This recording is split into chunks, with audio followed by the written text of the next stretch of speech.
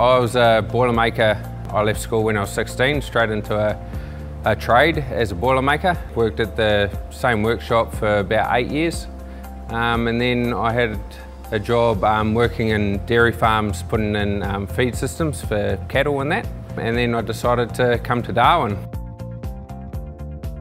I didn't feel like I was helping anyone or doing anything sort of meaningful. Basically just go to work, do a whole lot of welding and fabricating and then go home. I always sort of wanted to teach, but I didn't want to do the study. And then I've got a brother with a disability, and when this role came up, it sort of ticked the fabrication side of it, which I've always enjoyed. It ticked working with people with disabilities, helping others. I remember looking at it on the internet and I read it to my wife, and my wife's like, you have to go for that job's you. So, and I felt that too, and I was just so excited when I got the phone call. And yeah, got the job, so yeah, it was really good.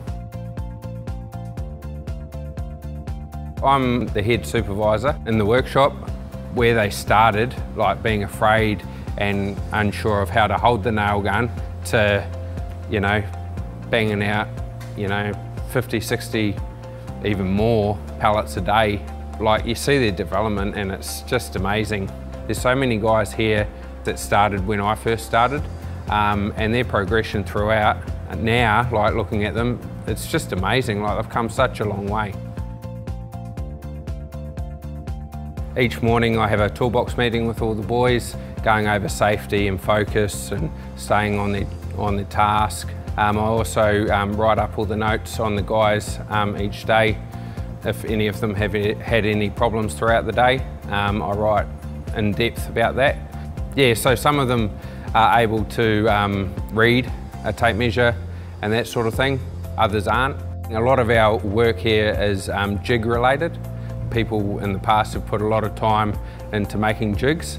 If you didn't have the jig, you'd be measuring it with the tape measure, marking it and then cutting it. Whereas we try and make it as simple as possible for the guys.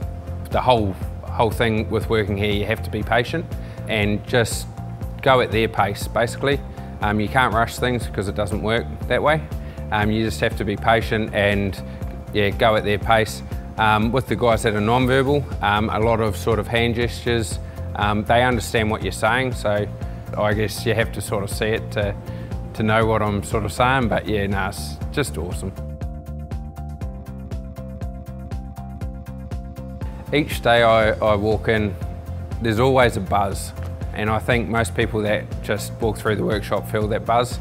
The guys are just so vibrant and friendly.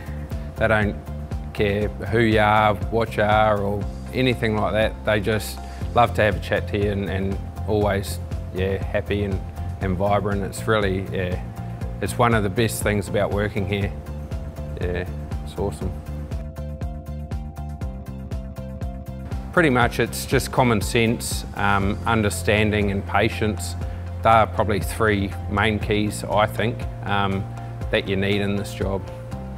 To work in this sort of sector, you have to be able to change the way of doing things to suit the person. It's not worth doing the same thing over and over when it's not working. You have to be able to see that it's not working and change it. It just, yeah, it comes pretty naturally, which I'm pretty lucky to be. Before I got this job, I always thought that you'd have to have a lot of training and maybe all the paperwork and that sort of thing to get a job like this. Well, for this role, it was more about my personality and the interaction and that I've had in the past with people with disabilities. With the guys, once they've learned something, it's very hard for them to forget. Once they know what the task is and what they have to do, they're away. And it is really, really amazing to see. At the beginning, you have to put, you know, time to point out everything and make sure they understand, and that comes with a lot of patience. Or you have to go at their pace and make sure they understand and that they're okay with it. Once they know what they're doing, they just go. Go and go and go. And it's really good, yeah. The most important thing, make sure the guys are safe and they're cared for, working with the machinery. I think that's a big one. The other one that I feel is important is making them feel, you know, at home and at ease, and make them laugh, make them feel good about themselves. I always like to put smiles on the guys' faces, so for me it's really nice that they are having a good time and are getting good vibes off me, I guess, because if I can make their life a little bit more happier and easier, I'm all for it.